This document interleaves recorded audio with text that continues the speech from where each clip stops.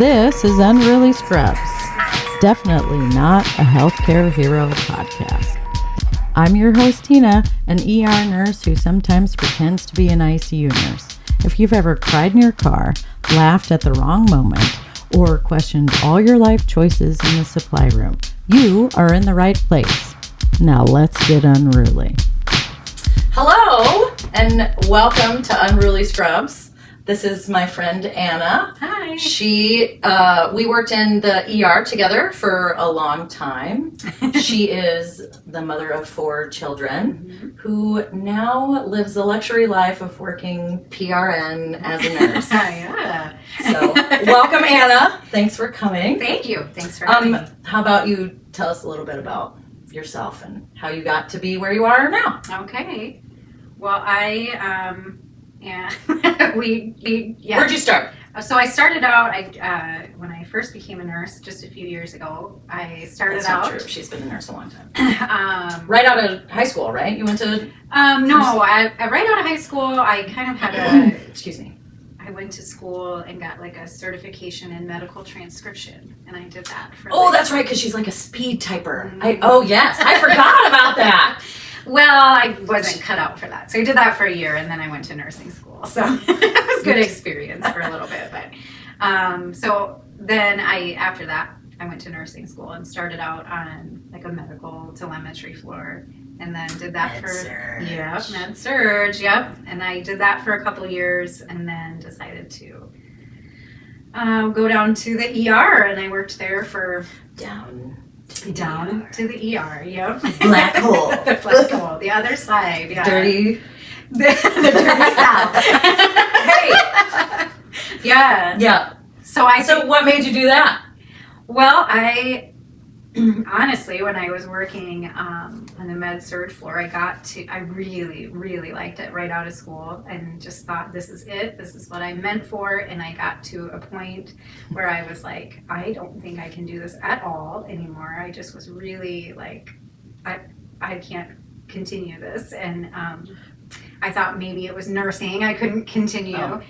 But then it turns out maybe I just needed a different field. So because med surge is a whole different beast. You have to be fantastic at time management, and you have patients are way needier. Yeah, and it's bananas. Yeah, there's a lot that goes into it. Yeah, and so I was kind of burnout and looking for something different, and somebody suggested just trying a different area of nursing instead of just quitting altogether. Well, I'm glad they did. So then after a couple of years of that, I went down and worked in the ER, and I was there for 16 years. Woo! Yeah.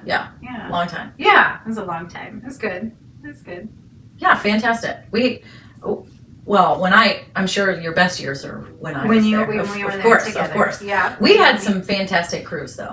We did. Yeah. That was like the sweet spot. Can I tell you one thing I remember when I was just coming off of orientation, and I came to the ER when nurses ate their young. Yeah. Like, you sink or swim, baby. Yeah. Like, this is a... Yeah, which is... Yeah, but I tell... Horrible. Listen, yeah, I tell everybody all the time, I'm like a bad rash. Can't get rid of it. That's fine. I'm adaptable. So I remember it was kind of a eat your young situation, and I was a brand new grad. And of course, they don't teach you enough in nursing school to feel competent when you...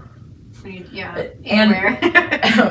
And you said to me one time when there was a situation, it was you and another nurse that we're still friends with, but both of you kind of said the same thing separately to me, and that was, you know what you're doing. You can tell sick from not sick. Mm-hmm. Like, you have to trust your gut. Yeah. And just because they've been here longer doesn't mean that you can't trust your gut. I don't know if you remember that, but I'll never ever forget that, because I was brand new and you were like, don't quit. You got to trust your gut, because the situation, I think it was a stroke patient, if I'm being honest. Mm-hmm. I think it was a patient that was put into my area, and the way that the nurse that put him there, she kind of poo-pooed the symptoms off like it wasn't what I was thinking it was. Right. And then it turned out to be what I was thinking it was. And people were blaming me for not doing Aw. the things that I wanted to do. Right. That was an awfully long time ago, but I tell you what, after that, I have stuck up for myself. Like you and that other person, just saying that little thing to me, like you always have to trust your gut. So I say that to people still. And when I was a teacher, I would say that, like it doesn't matter. It doesn't matter if it's the charge nurse or the nurse that's been here 30 years. Feeling. If you have that feeling, there's a reason you have that feeling. So thank you. Oh, that's so sweet. Yeah. Oh, you're welcome. I don't remember. I mean, that was like 14 years ago. So, oh, yeah. Well, good. Well, I'm glad. And went through COVID, and I think that was a big part of like I'm ready. Time to be maybe just PRN or take a step back or do something a little bit different. My kids are little, and at the time it just made really good sense to try to like shift things. And that was really hard at first. Like there's something about like your identity that's tied into that, or tied into I agree 100%. Like there all the time, and you get the camaraderie and your friends at work. And so when it kind of shifted or changed, and I was just kind of being more of like a mom, and that was my full-time job, and then coming in kind of working a shift here and there, that was hard for me. That was hard to not be part of that all the time. Yeah, but it's been really good. It's nice. Yeah. The sense of I actually, like, you save lives. Right? Yeah, like there are things, not every day, right, but like, yeah, and just the excitement and I get it.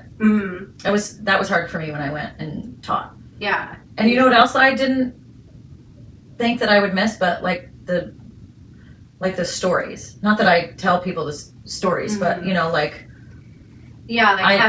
I pulled somebody out of the parking garage today and got him to the cath lab in 14 minutes, or you know, like that kind of stuff was like the wins, or like you feel good about that, or like you feel kind of triumphant, or like even on the hard days when it's crazy and wild, you can pick out a few things. And when you're not in that, or that's not everything that your day is about, then it's kind of like, oh, who am I now? How am I supposed to do this? Yeah. Nobody talks like a lot about that shift when you're ready to be like, kind of move on from that side of nursing to maybe something different, or take a step back.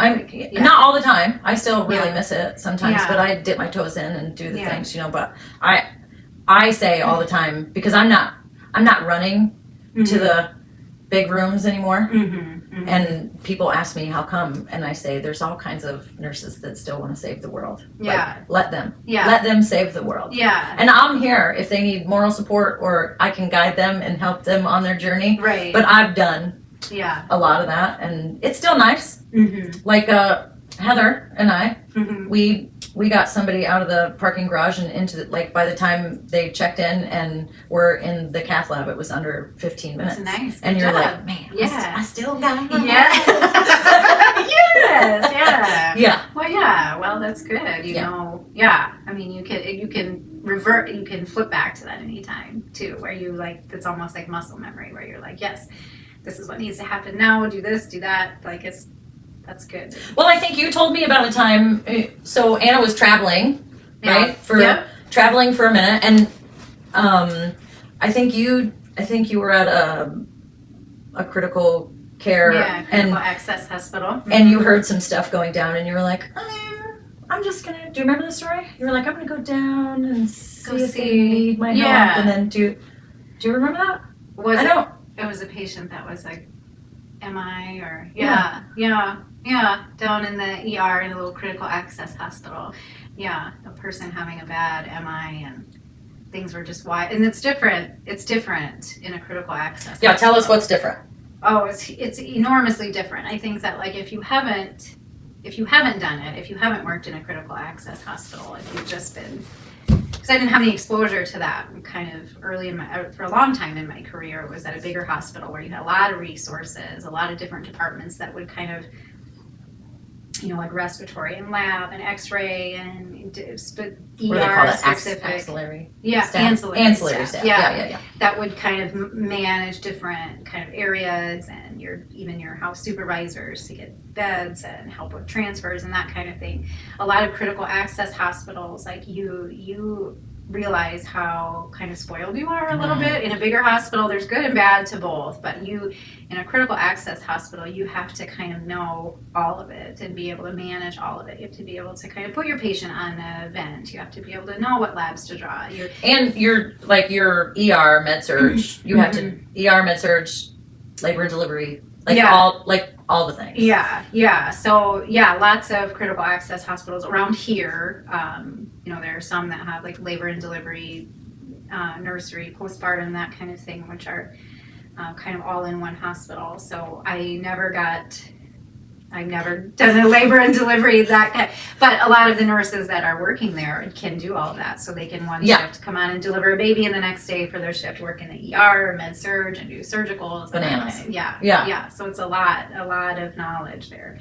So and it's just you, or maybe 3-4 staff. Yeah, but not a lot at night. And a lot of times your doctor is on for the whole hospital, or you have to call the ER doctor in. So a lot of times it's just you until the doctor gets there, or you and maybe a house supervisor who's another nurse that's kind of helping you if you need it. Yeah. So it's a whole other ball game. I think a lot of times people from bigger hospitals kind of feel like critical access hospitals aren't as good or don't do as, but it's hard work and they are extremely knowledgeable. Well, you gotta stabilize and ship. Yeah. So props to all the critical access absolutely. out there. You gotta be pretty smart in a lot of different areas. Yeah. So there was somebody, actually it was just on the monitor. I think I saw on the monitor somebody was having kind of some VTAC, and I thought, nobody said, I'm not hearing anything like a code blue or anything like that. So I just kind of went down to the ER, do you guys need a hand or need some help? And it turned into a code, and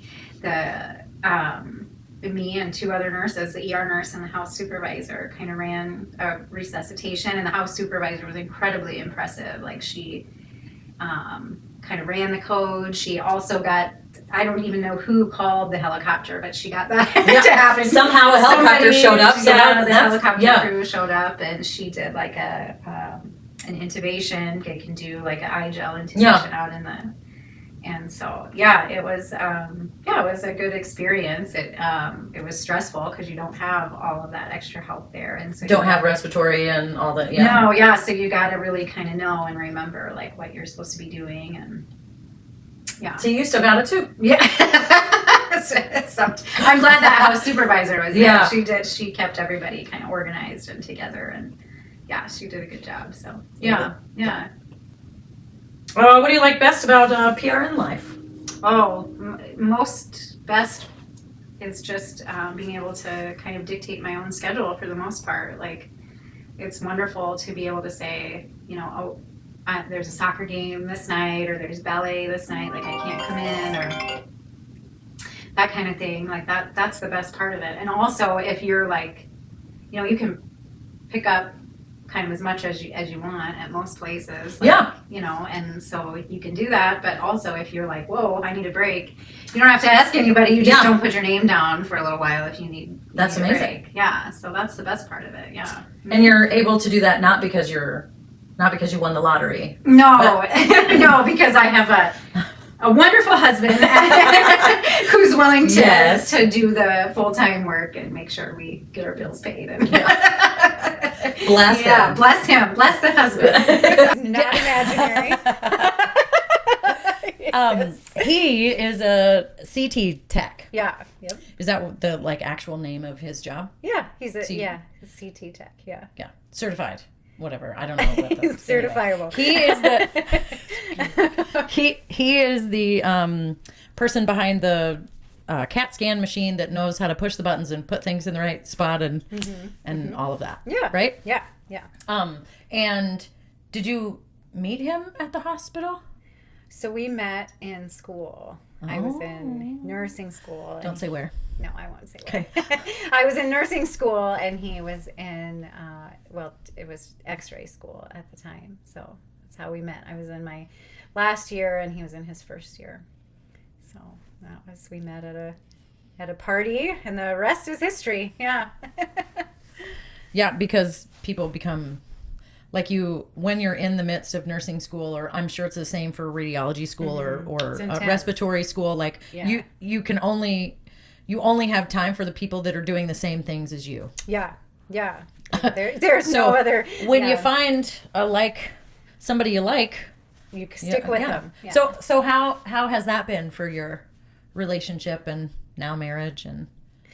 Oh, I mean, there's good and bad parts of it, I think. Like, I think, has a better understanding of sort of some of the politics that happen in the hospital and some of the hierarchy and some of the frustration. So it's a little bit easier to vent, yeah, and sort of talk about things at the end of the day. But it's also sometimes hard because he's a CT tech and my background is in ER nursing. And so if you're from that area, you understand that sometimes that those two departments don't always see eye to eye or get along. And why is that? I don't know. I think it's sort of synonymous everywhere, though. A lot of like ER and radiology, like we in the ER as ER nurses expect to be priority. Like one of our biggest pet peeves is that you have actual techs that their job is to literally go get patients.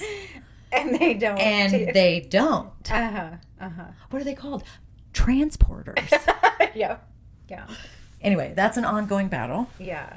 I'm sure everywhere. Let me know if your hospital doesn't have an issue with that. How do you fix that? Because we would like to know. How do you fix how the patient gets to their scan and their X-ray? Yeah. So, stuff like that comes up, and then So does that go home with you, or you leave that at the hospital?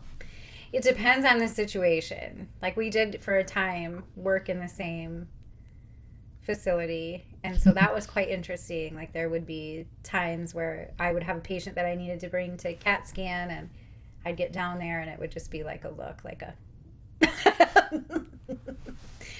Or I felt like there would be some times where he'd be like, okay, Anna called, we got it. Hurry it up. Yeah. So she was in a bad mood this morning. Yeah. Fix this up. Don't add to it. But I think it's good also for me to have that perspective, because I think there are some times where you think that you take priority, but also you don't understand that, like, this is where all the ER nurses are like, what did she say? Yeah. But we don't understand that there's also like the rest of the hospital or different things that are happening in that department. And there's also like emergencies that happen in ICU that are and elsewhere. med surge. And so they're just trying to kind of keep up with that, triage that part of things. Yeah, but we all really do think that wherever we are is the most important. Yeah. And so it makes sense. Yeah.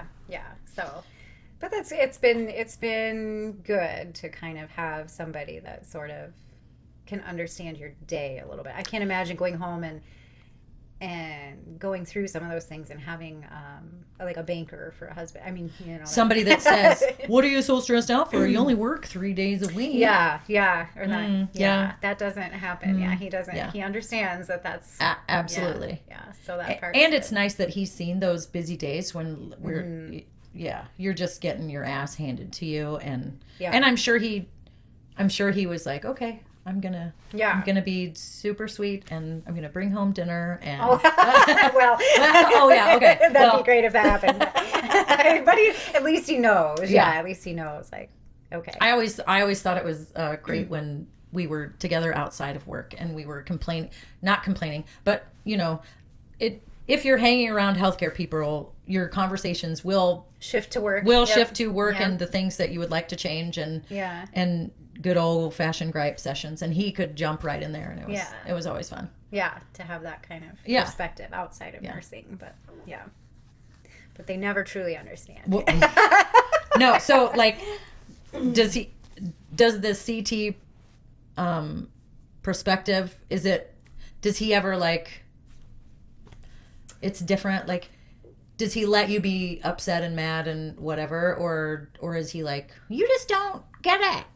No, I think mostly he lets me. Like he'll say, he's usually pretty good about being on my side. So if something happens, He is I'm like, hey, smarter than yeah, the average bear. Yep, he'll say, no, that's not how that should happen, or you're right, or yeah. So he's pretty good about seeing it from my side, or pretending to, and letting me think. Which is fine. Which is whatever. Happy wife. Yeah. He knows. And how long have you two been together? So if you a long time. It's 19 years. It'll be 19 years in December. Yeah. So long time. And you haven't killed him yet. No, he's still alive. Yep. I promise. Allegedly. Yeah. And you have 4 children. Yep. 4 kiddos. And how old are they? 13, 12, 9, and 2, almost 3. Very close to 3. Yeah. Can we talk about how you ended up with 4 children? 4 kids. Yeah. Not the way you're thinking. Yeah. So we adopted all 4 of them. My husband and I are foster parents, and so we sort of kind of in our early 30s decided that we would foster parent and then also adopt if available for adoption, or if I will. Okay. So you fostered to adopt all 4 of them. Yep. And why did you decide to foster to adopt instead of just adopting? But I am adopted. Mm-hmm. So I really love this story because I had a great life. I love my parents, and I'm a big fan of adoption. But tell us why you decided to go that route. Well, you're comfortable with it. Yes, I am. Yes, we just were, just kind of the path that lays out in front of you. Sometimes, just we wanted to have children. It wasn't working the way that we thought it would, and there was a lot of conversation about the goal, and the goal was to parent and not be pregnant. And so I think a lot of sort of time at work and seeing kind of different things that come through the ER, that was influential, but also just sort of with that goal in mind, thinking, we could really spend a lot of time and money on trying to get pregnant and trying to do things the way that maybe traditionally families happen, or we could go on this path where maybe we can do some good and help and find our family in a different way. And that just gave me goosebumps. And it just things just happened and were put in place that you just go and do these things, and we took classes, and just these beautiful children were placed in our lives at exactly the right time, right when we needed them and they needed us, and it just flowed and worked the way it was supposed to. And I'm grateful that we didn't pursue trying to get pregnant, because we have just this perfectly, it's just right where we need to be. So they are pretty great. They are great. Yeah. They are great. They're challenging a lot of the time. But but you don't like to do anything the easy way anyway. No, so it's you always might as well be. Yeah. So you became parents of 2 overnight. Yep. We had our first 2. She's 13 now, and then my 12-year-old. They came both together at the same time, and that was just literally we just changed our lives overnight. I remember the night of we had a few days of mourning, and this is happening, and they're coming, and it was a blessing to have some mourning, because that's not typical. Just so you know, if you're interested in fostering, that's not typical that you would get some mourning ahead of time. But you had just completed everything that you needed to do, right? Mm-hmm. Like it was pretty fresh. It was, right? Yeah. Yep. We just finished our class and just got the house ready, and that call came pretty within a few weeks after that. So there wasn't a lot of waiting And they. Which is probably great because maybe you would have freaked out. I mean, been maybe you'd be like, I don't know, I can't. Yeah. I think right as soon as we finished our class and got our license, we were expecting like that night that they would call us. So we were kind of like, oh, shoot, where are the children? but it didn't take long. They'd be knocking on your door. Yeah. It didn't take long, and they found us. So. And it was an overnight change. It changes you. I know you know that if you're a parent, but if you're not a parent, but I can't. Like I had plenty of time to prepare, and I mean you're never ready, right. whether you do it your way or you don't know until you're in it. You're never right. actually ready. Yeah, but how exciting! And then how old were your first two when the next one came? So oldest was, I think she was 5 and 4, maybe 5 and 3, almost 4. And then our third daughter was 8 months old when she moved in. So, and that was like, we just thought, wow, just the one. This is great. Yeah. It was, easy peasy. It was different. And we had more experience too. So we kind of knew a little bit more, but it was challenging still to have 3 in the house, but it was also like really kind of neat to see the older kids kind of warm to her and try to, my oldest daughter is very nurturing and mothering, and so that was really fun to kind of help her.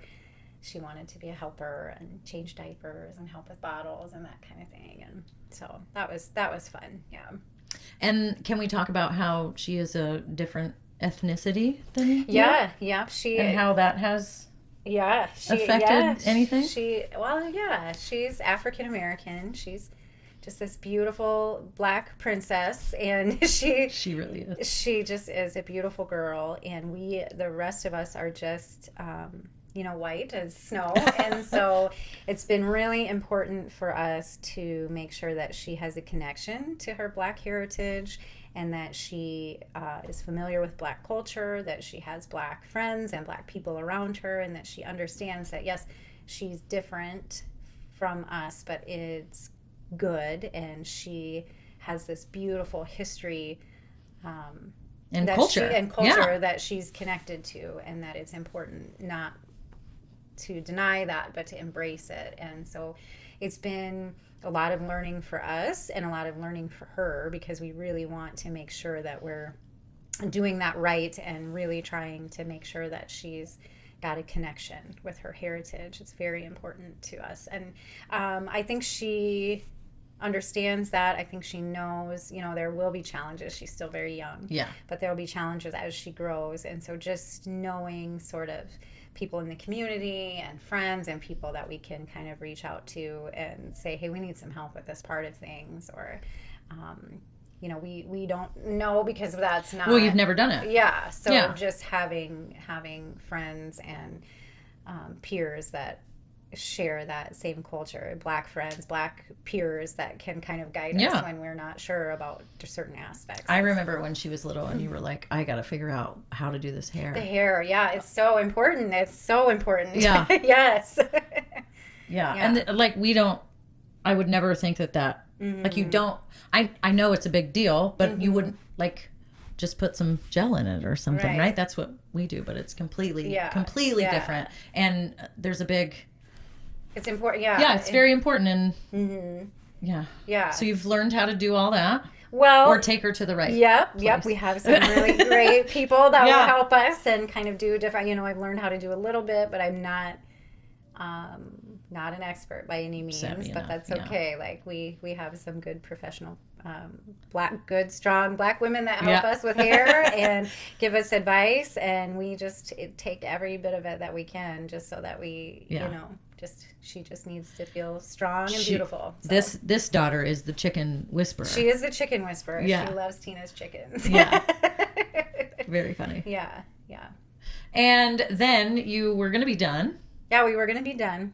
We were going to be set, and then I got, felt like we were ready to be done. We were wanting to do maybe some respite. That's a huge need if you're interested in getting into foster care, actually, but you're kind of afraid to really jump in. Respite is a beautiful, wonderful thing that you can do while you're sort of testing the waters, which is just kind of a temporary respite care yeah. for families if someone is sick, if there's a vacation that's out of state or something, and the foster family can't take the child for whatever reason. You can provide respite for a period of time. But anyway, that's kind of what we thought. Well, there's a huge need in our area for that, so maybe that's why we would renew, just to kind of continue to help with that. And then I think it was after we'd renewed our license, it was springtime, and I just said to my husband, I feel like we're not done here. I feel like maybe we could do one more or two more. Maybe we could kind of expand things. And life isn't hectic enough, honey. Right? Yeah, I'd like a little more chaos, maybe a little more. Yeah. And it took a lot of talking. He was like, well, and he did say, like, let's just kind of see where things go. If things are right, they're right. And then, we got a phone call the end of April, kind of beginning of May, right after that conversation, and they had a little boy for us. So. And you got to take him home from the hospital. Mm-hmm. Yeah, he was in the hospital. He was in the hospital, and we got to take him home. He was just a fresh, brand new baby, and so that was different for us. The other three had been a little bit older. But they were older, and so this journey has been a little different. Yeah, kind of right from the beginning, and doing that. And watching him get all of his milestones, and it's been pretty fun. Yeah, it's been good. And he's 2? Yeah, he'll be 3 next month. Yeah, almost 3. Wow, are you done? I think I have to be. My husband will see this. He'll be okay. I think so. We have a lot. There's a lot of things involved. Do you think that you being an ER nurse has helped you overcome some of the battles with the foster stuff? Because it's difficult, right? You had some battles in there. Yeah, it was hard and stressful, and I think yes, and maybe the stress management sort of part of it, or knowing when to But I honestly think maybe that part, being a foster parent, actually helped me to be a better nurse. Aww. In reverse. Yeah. Because, everybody's story is different, and there's a reason that some of these things happen, and just the journey of some of these parents that had their children taken away from them, and sort of the problems that they faced, and sort of just sometimes things are just stacked against them, and they just can't overcome, or the obstacles are too large. Mental health is a huge thing. And just so I think maybe it's helped me to just be more compassionate towards struggling families, struggling parents, struggling mothers, just to identify that it's okay for it to be hard, it's okay to struggle, and sometimes you just don't know what you don't know, and everybody needs help, everybody needs some lifting up. Parenting is hard as fuck. Oh yeah, that's there's no job, no day in the ER or any job that I've ever had that's easier than and nobody really knows what the fuck they're doing. So I can't imagine not having the proper I think the state gives people ample opportunity to do what they need to do to get their children back. But I also don't think that the resources are always there. No, and they're not the and that's same the hard for part. everybody. Yeah.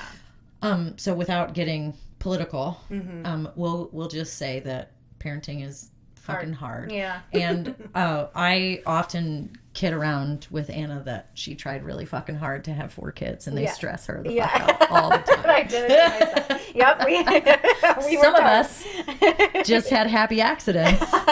No accidents at my house. But listen, it doesn't matter how you get them. Yeah. It's a hard gig. Yeah. Yep. It is. Yeah. You're doing a great job. Well, and so are you. Thank you. But your kids are great, and So be a foster parent if you can. Yeah. We support foster parents if you can't be a foster parent. We have a really good community here that helps foster families get the stuff they need and Yeah. like free. That doesn't cost them anything. Mm-hmm. They can just they can just go in there and shop. And Yeah. I don't know if it's like that for everywhere, but No, but I support your foster families because they're doing hard work. hard work and the Lord's work, really. Yeah. I mean, we say that about nursing too, but nothing prepares you for Your first year of nursing. Nothing. No, they can't tell you. That's the hardest for real. year. I Nothing cried. prepares you. Well, also, nurses need to start in med surg. yeah. You shouldn't start in a specialty. I'm a firm believer. It's hard. It's hard to do it. I that cried way. every day for 6 months. I know. It Yeah. was hard. I started in med surg, and I think I cried every day. I didn't cry at work. I cried on my way home. Well, I cried at work. I cried on my way home. I cried in the bath. There's no crying in baseball. Oh my gosh! Nursing. So listen, I Support your new nurses. Don't well, let them cry. sometimes they need to cry. Yeah, it's You have to be stern. You shouldn't eat your young. no. Stop doing. Stop that. eating your young. But They're- you don't. New nurses should be afraid, and they don't know what they don't know. Right. So we have to teach them. Yes. Yes. In a way that's not awful. Snarky. You can help and Yeah. uplift and I just they Yeah, don't. but some of them new nurses got big old heads. well, because they don't. You need a needle. Yeah. Well, I think the level. I think for me it was the level of sudden responsibility and like I was terrified to make a wrong move, and so But- I don't know if everybody. When I was teaching, I would tell students. Now I had the baby nurses, but I would tell students, we don't teach you how to be a nurse. We teach you how to pass boards. Oh yeah, you don't.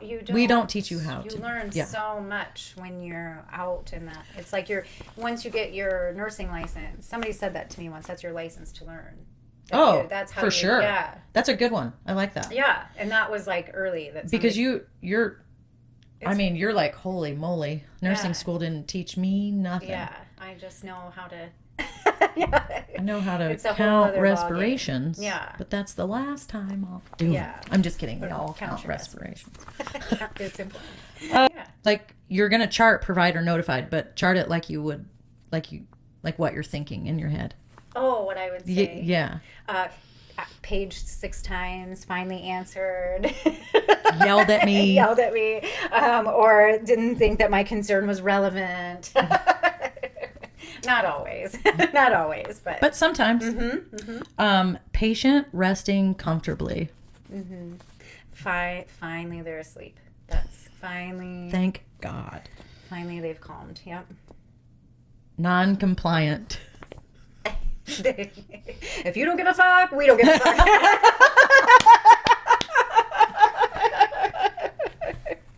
Oh, that was fantastic. No acute distress. She breathing. Everything fine. Yeah. With yes. Okay. All right. Now, how would you say this nicely to a patient or a family member? Don't touch that. That's really something we like to monitor. We don't like other people to manage that. I don't. This is very unsafe.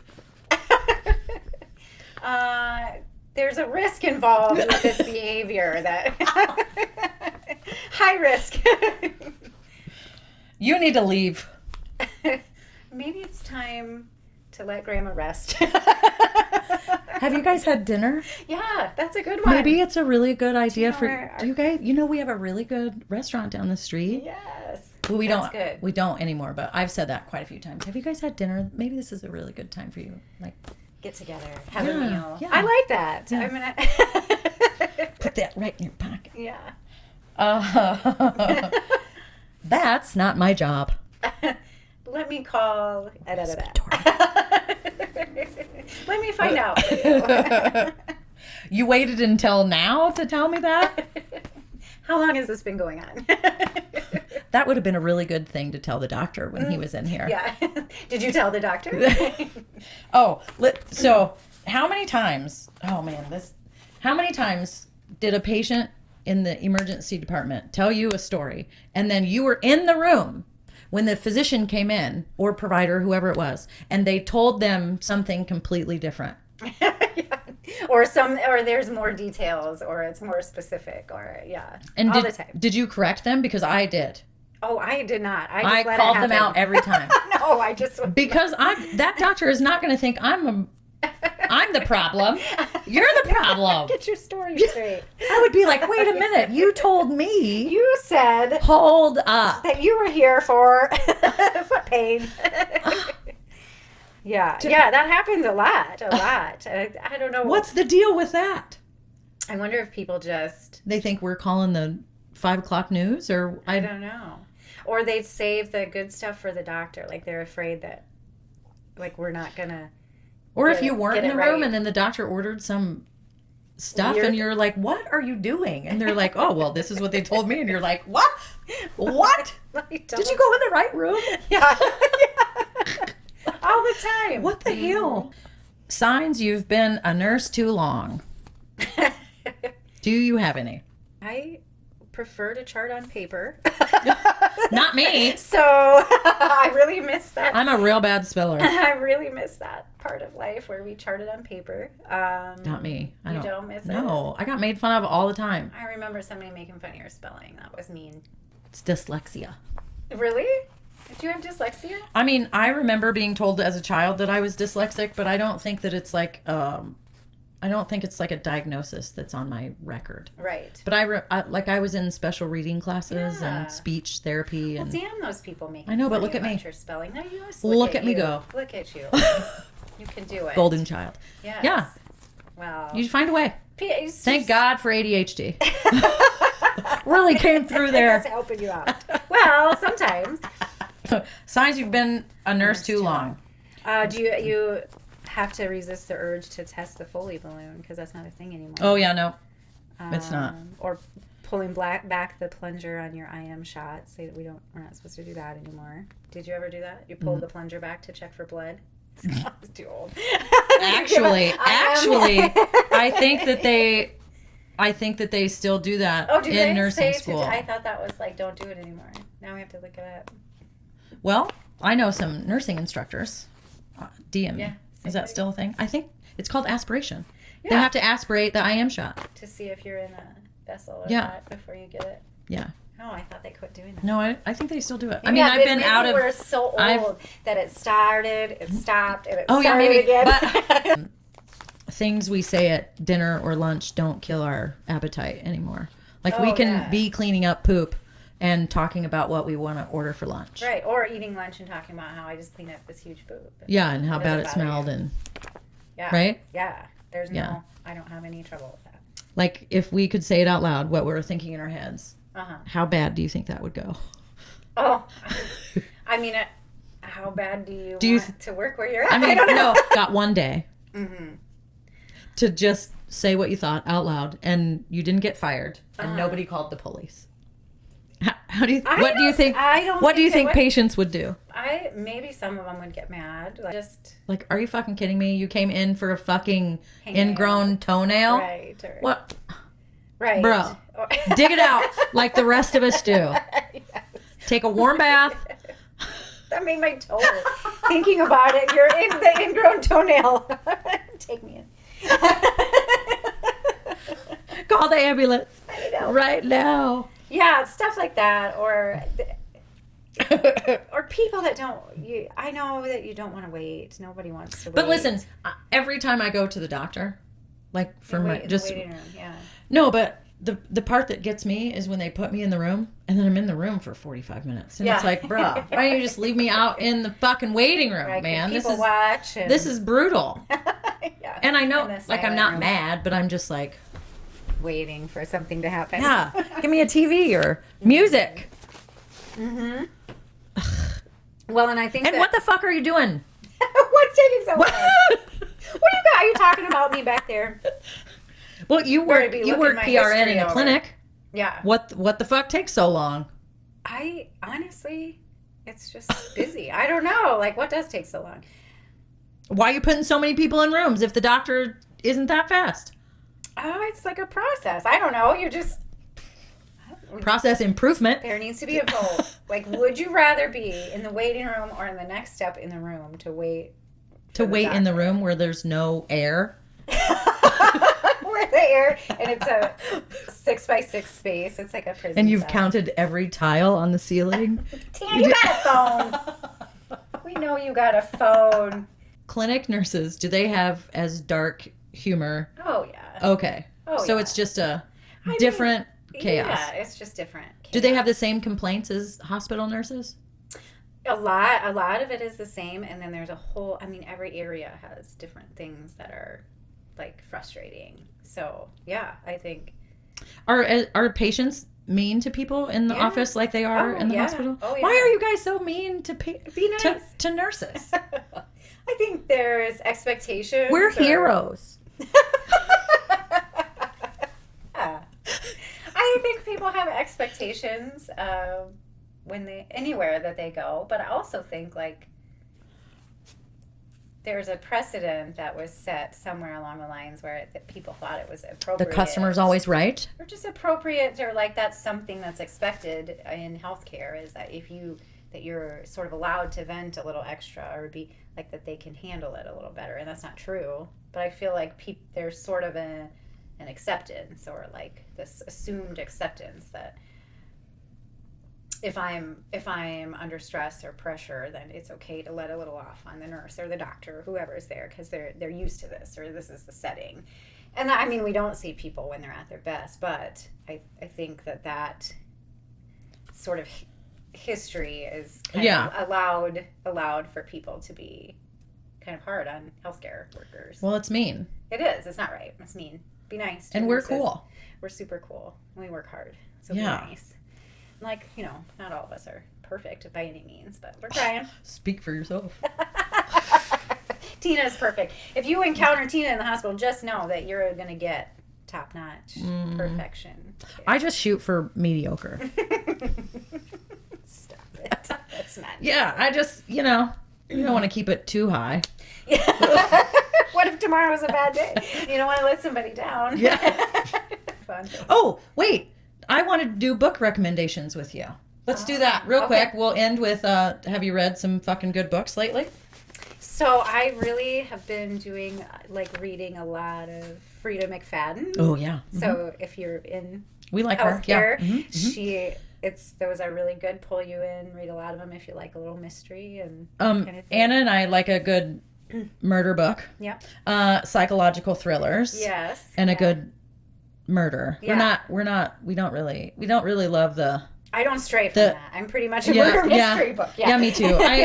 Every once in a while I'll read a good bio or I read the Matthew Perry. I read that and the one Britney too. Spears book. That was really good. Was it good? Yeah, she went through a lot of shit. But Of course. you are the one that got me on Karen Slaughter, and she's my favorite, I think. Yeah. And she has a new series. Did you know this?